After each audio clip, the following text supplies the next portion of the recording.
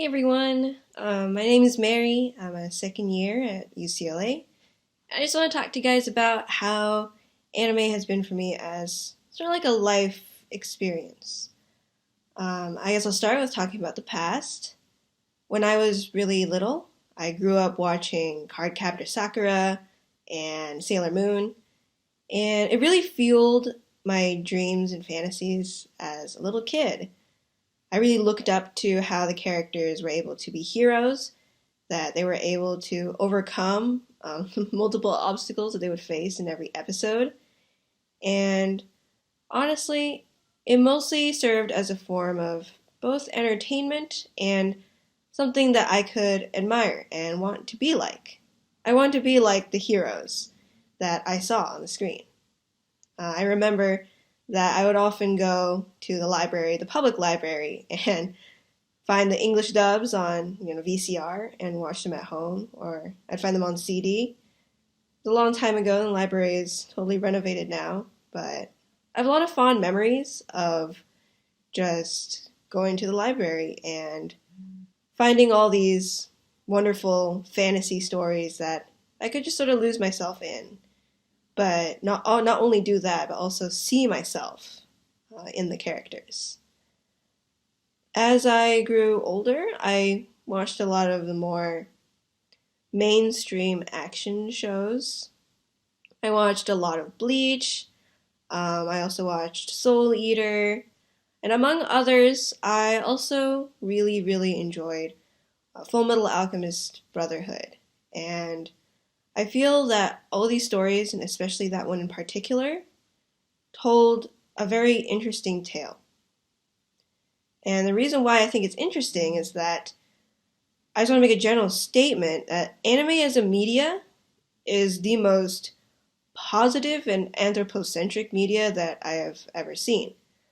I definitely feel that after all of these different stories that I have, read through the manga or seen in the anime, they tell a story about how the good in humanity will eventually triumph.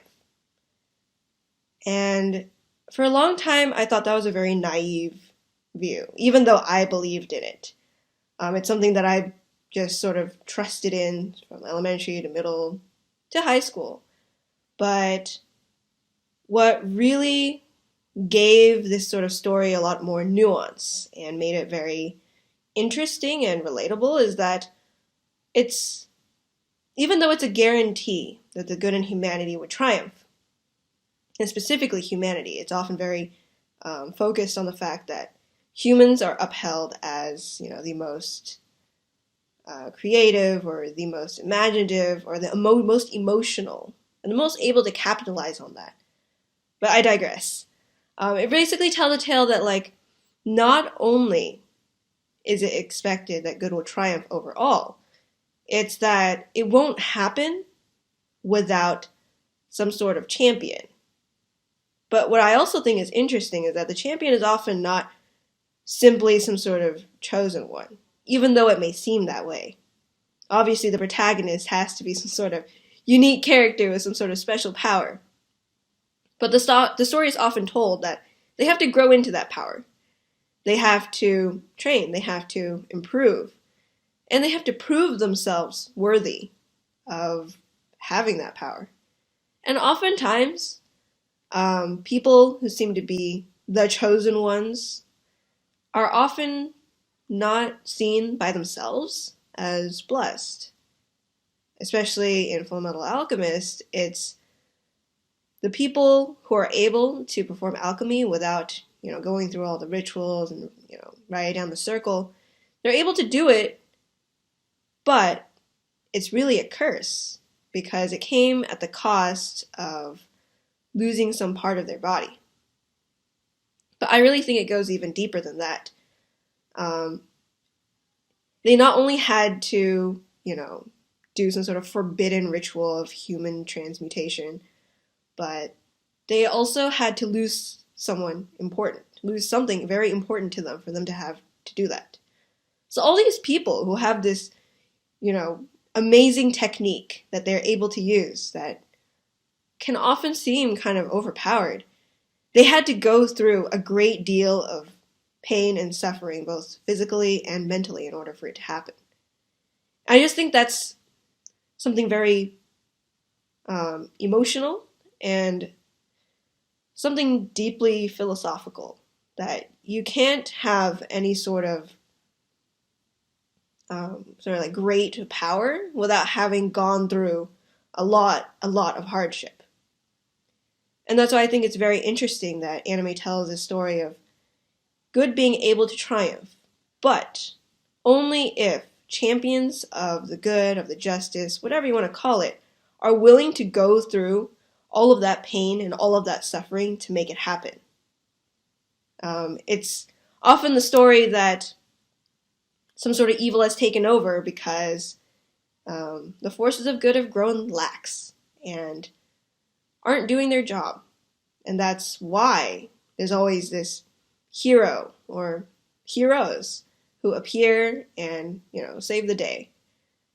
And that's why I feel that this belief in the good of humanity, in the good of humanity triumphing, is actually very pragmatic, very realistic, and not naive at all. And I'm really happy that anime as a medium really pushes that. Even if it's possibly because this is the kind of narrative that younger people are more likely to enjoy and more likely to watch, I think it's really important that we have this kind of optimistic outlook, not only about, the existence of people who do good, but also about the belief that inevitably good will triumph. And I think in this very, very cynical world of ours, I may not speak for everyone when I say this, but I see so many people who are very jaded, not only about the institutions where they study or where they work at, and not only about, their government and whether or not their government is serving their people's needs, but about people in the world in general. I definitely feel that there is a wave of cynicism, that we don't feel that we can do anything to change our circumstances, to change other people's circumstances, to make the world a better place. And I definitely feel the narrative of a lot of popular anime is sort of opposing that. It's an extremely optimistic worldview, even though it's tempered by the fact that they know that, there are some things that are still impossible.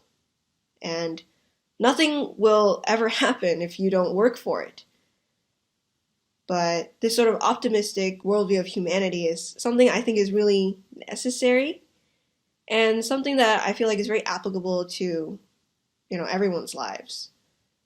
And I'm really happy to say that for me as a person, I can live this sort of ideal that I have derived from all of my favorite shows.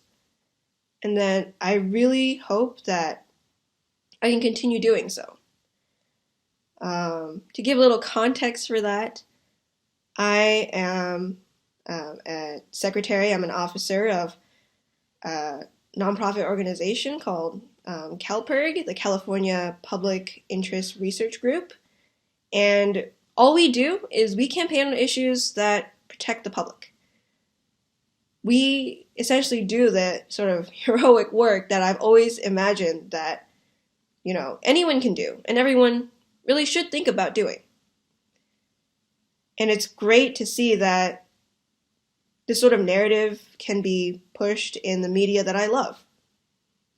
So definitely, I want to keep trying to make the world a better place through, protecting the communities and the people I care about.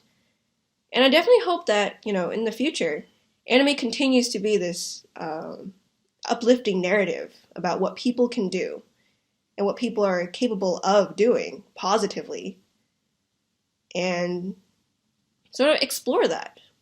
I think anime has a lot of potential to be a sort of philosophical, medium, sort of a lens into what humanity can imagine. I've often heard that literature is a lens for humanity. I definitely feel that anime is a lens for humanity as well. Thank you.